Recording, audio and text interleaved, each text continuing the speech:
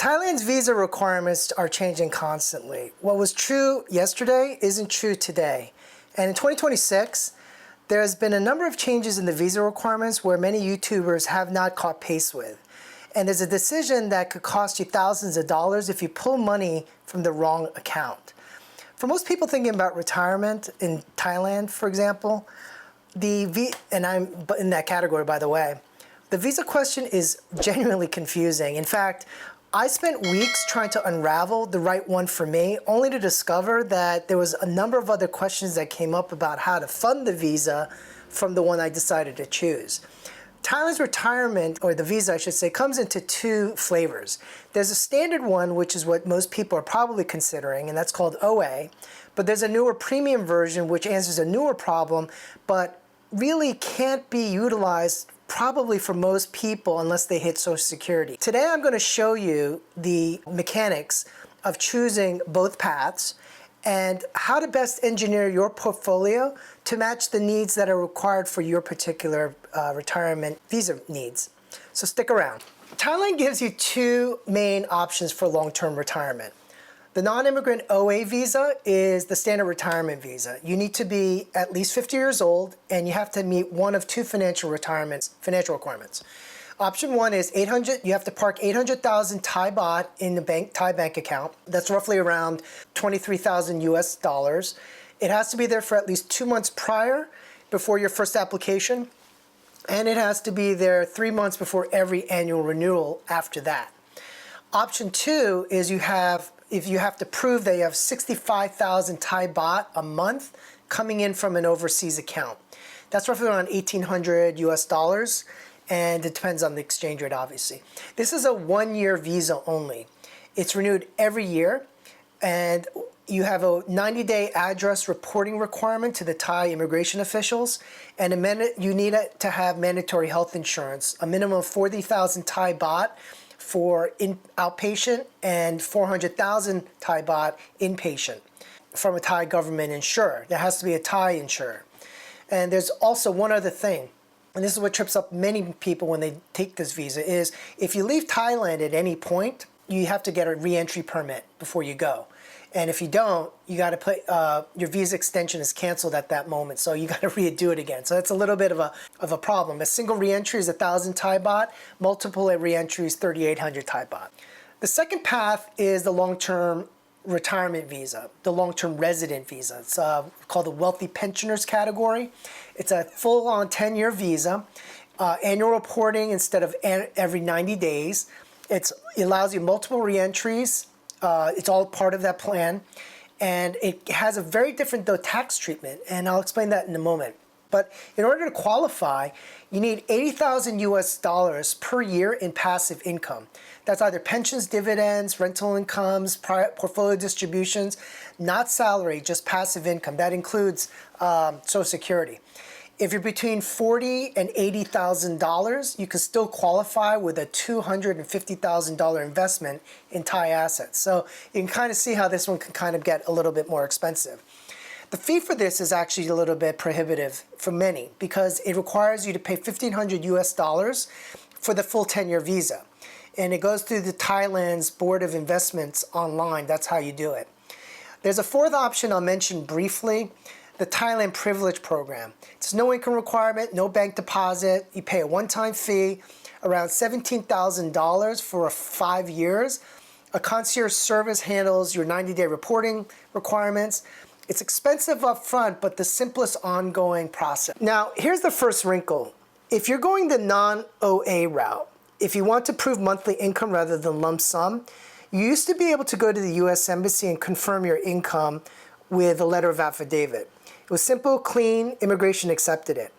Well, that option is no longer available. The US Embassy stopped doing that in 2019, and so now immigration wants to see where all your money is coming from and money actually hitting a Thai bank account every month, and it needs to be fully documented, which means you need to be able to manufacture a clean, consistent stream of income from a US account, $1,800 to $2,000, flowing into a Thai bank account every single month.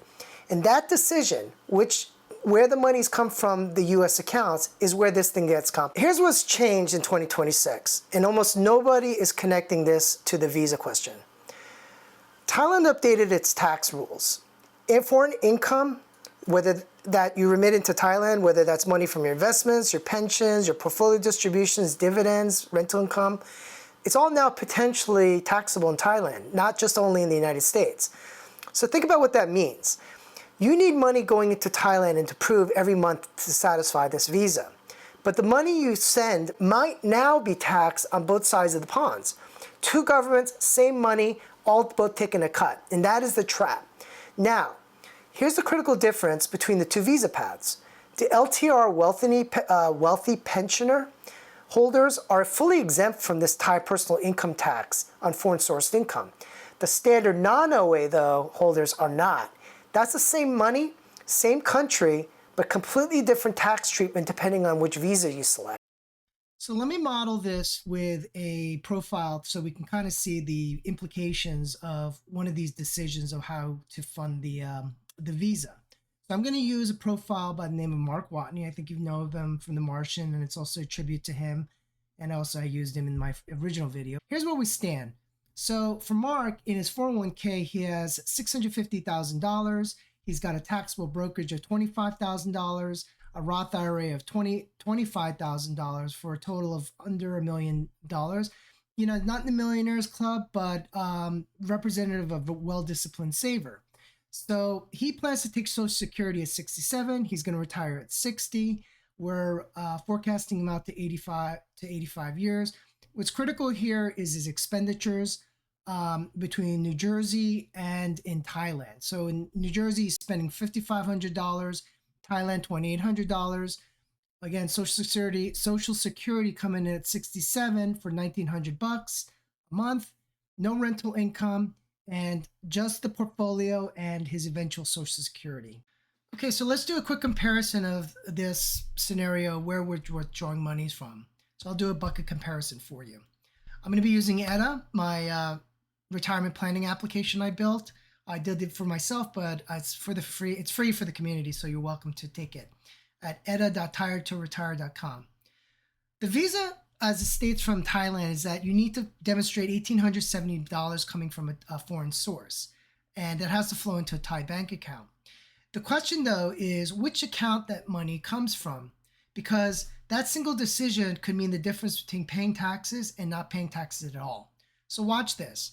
So in AiRA, I've actually loaded all of Mark's information, and path 1 is where I'm going to be taking monies out of the pre-tax or the 401k account first.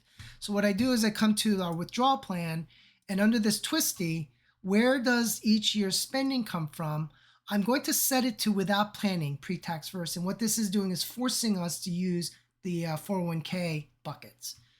And as you can see, I have a $55,000 balance in that 401k bucket, but now I'm having to pay $2,000 or a little over $2,000, $1,998, I should say, because I have a requirement of $34,000 to meet that obligation or I should say my taxable expenditures for Thailand is $34,000. That's of that, $22,000 is going to go to Thailand, but nonetheless I'm withdrawing on the 401k, so that gets taxed. Okay, so that's path 1. It's the same monies, but Mark's total income in Thailand before Social Security is mainly only this income pool.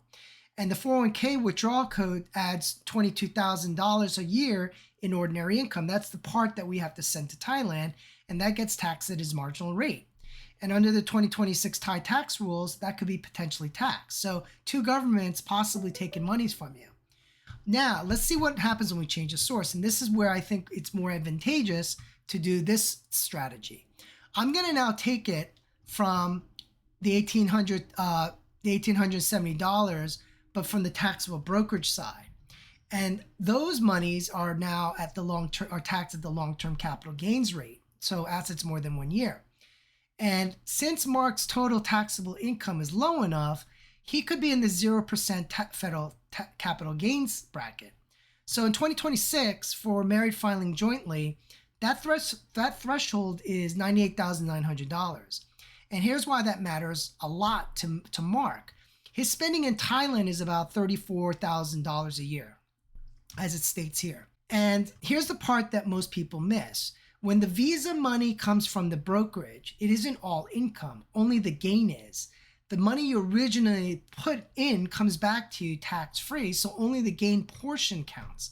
And because Mark's sits so far below the ceiling, that gain lands in the 0% brackets. He's below $98,900 Mary filing jointly. That's not a reduced rate, it's a 0% obligation. The US government got nothing, and conversely, Thailand will get nothing. So let that sink in a little bit. It's the same $1,870 going to Thailand every month, but one version got taxed and one version doesn't. The only difference is where it came from. Now the second decision, and this is one about a different number. A one-time deposit or not the monthly stream from before.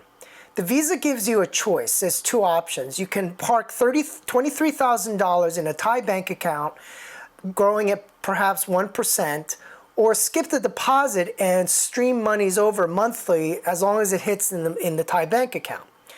Now, option one, the park deposit, $23,000 over a 10-year period sitting in a Thai bank account growing at 1% equates to about $25,000. The only problem is it's out of the US markets, it's in a Thai account, and it's required to stay there. Look at option two.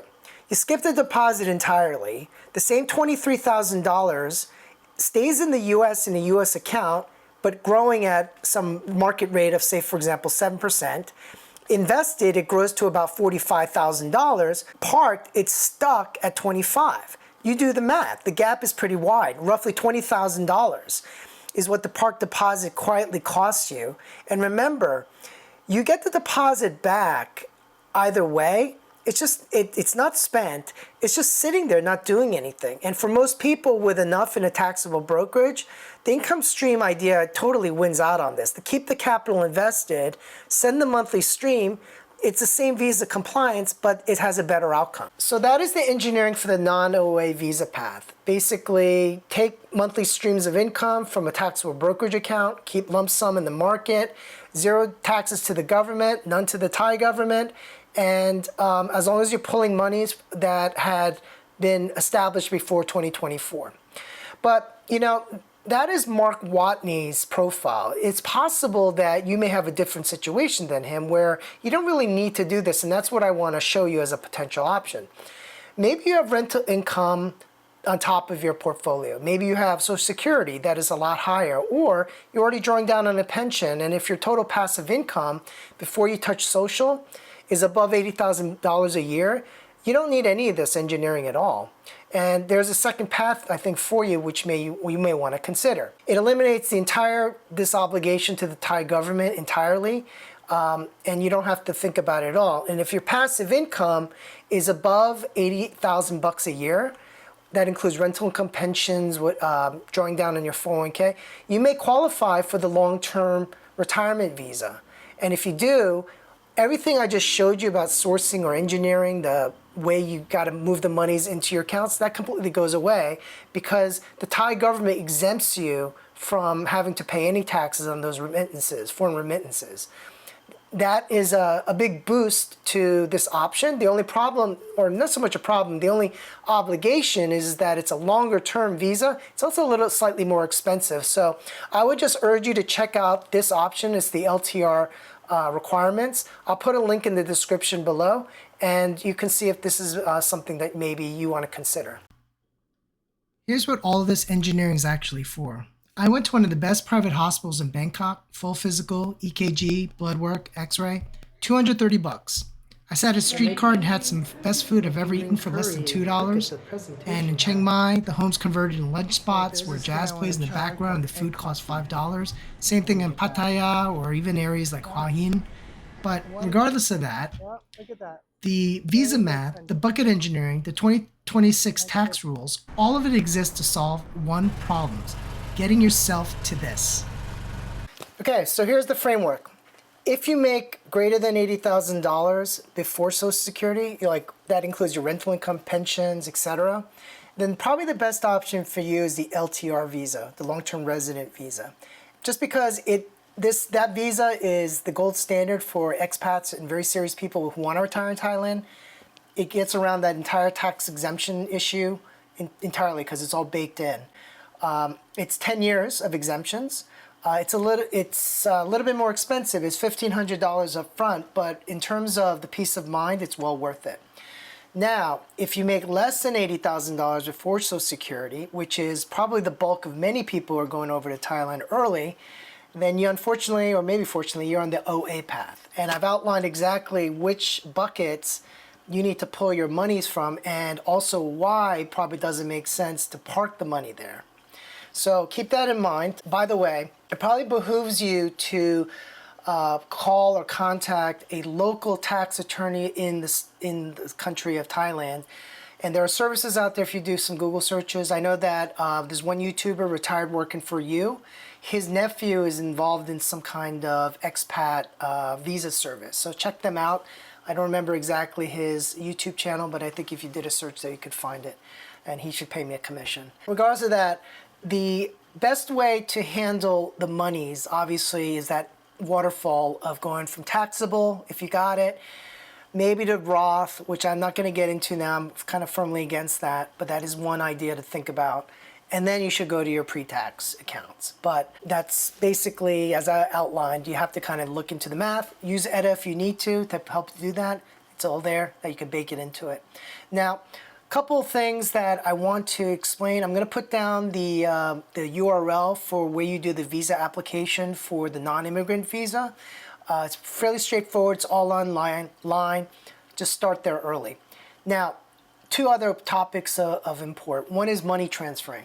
How do you do that? Well, I'm not going to get into details about it. Maybe I'll do a video when I'm actually there, but I can tell you from my own experience that I had challenges of moving monies. By the way, we are in a society that rides off of and is driven by debt. Over there, everything's cash. I love it. And the thing is that they will take credit cards, but not every place does. On top of which, they do charge you a fee. It can be hefty. Also, ATMs, you can pull money from ATMs, but you are going to pay a fee for that using their local things. And there's some limits on how much money you can pull out. The other thing also is they probably should set yourself up in the United States side with like a Fidelity or Schwab account that actually allows you for no foreign transaction fees. Separate related type topics, but this is important because if you want to move monies over from the United States to Thailand, there are two really good systems that I found that worked for me. But I'm going to tell you that the one that I chose was Revolut. Other people use TransferWise. They're identical in my opinion. I think even the fees are pretty much the same. I've personally found Revolut easier to use because when I was in Thailand, I actually had a TransferWise account that I was using here in the States. But because of the way I set it up, I had some complications. It was tied to my business here in the United States, and it was in my wife's name, and they just flagged me for money laundering or something like that. So I couldn't do anything with TransferWise. I don't think you'll have the same problem, but I did. So I did use Revolut, and as I set it up, it was really very easy. It's on your app. I can move monies back and forth into a local kind of escrow service that then will, if you decide you're going to buy something, you just move it into the credit card section of the account, and it starts depleting from that account, which is then recognized in Thailand. So that was really helpful for me. The other thing also is they give you a debit card that you can use over in Thailand. There's only certain credit cards that will work over there. You know, Thailand is a country that works on cash, and they work with their phones. We can too with NFC, but they do it with QR codes, which is a pretty cool system. So that's important to understand. Now, another important thing to note is how to set up the bank account. Very separate matter. It takes several days to set it up, but I found that based upon my research and what I plan to do is Bangkok Bank and Casacorn Bank are the best ones for expats. I'm choosing Casacorn when I end up going over there. It's very familiar for me. It's the green. It's a green awning. But anyways, you got to start early because it takes 4 to 6 weeks to set up one of these accounts. And if you got to start moving monies over, you know, you're going to be in this kind of weird period that hopefully you don't get into.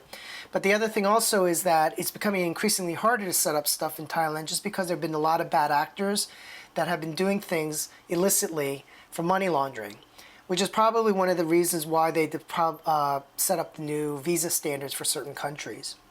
So that's all to say that regardless of what path you take, please work with a tax advisor and or a financial planner. I am not either one of those. I'm here just to educate you, and this is my research.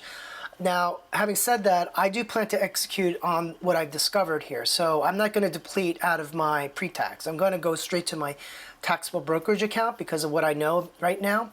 But you should work with somebody over there that understands U.S. international tax law, and somebody that can maybe help you on the local side in Thailand, because this new 2026 Thai tax laws was new to me, even news to me.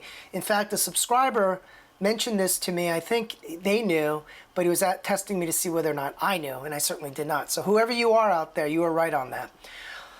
Finally, again, I'm not a tax attorney or financial planner. This new 2026 law is brand new. But don't make any decisions on what you heard today just solely on the basis of this videos. Please, as with everything, please do your own research. Look into it yourself. Your situation is probably going to be different than mine. I know exactly what my situation is, and this is what I found to be helpful for me. So if you need help, even on the calculation side, try and use AiRA, my application, which I modeled for you exactly what the sensitivities could be if you start depleting from different kind of buckets. Now, I love doing these videos, and the next episode I want to get involved with is to show you what happened in my portfolio when I ran my portfolio through my 2030 portfolio through a period of time, which I call an AiRA, called the stress test, and that's basically from 2000 to 2012. And I always, you know, the Monte Carlo gives you all these varying ranges of paths, but I wanted to see what happens in this known path, which is we have stated as an industry is the worst economic returns in the stock market. So 2012 is going to be the next set of videos that I want to show you. And when I get to Thailand, I'm actually planning a trip right now. I'm going to take you along with me for some scouting trips.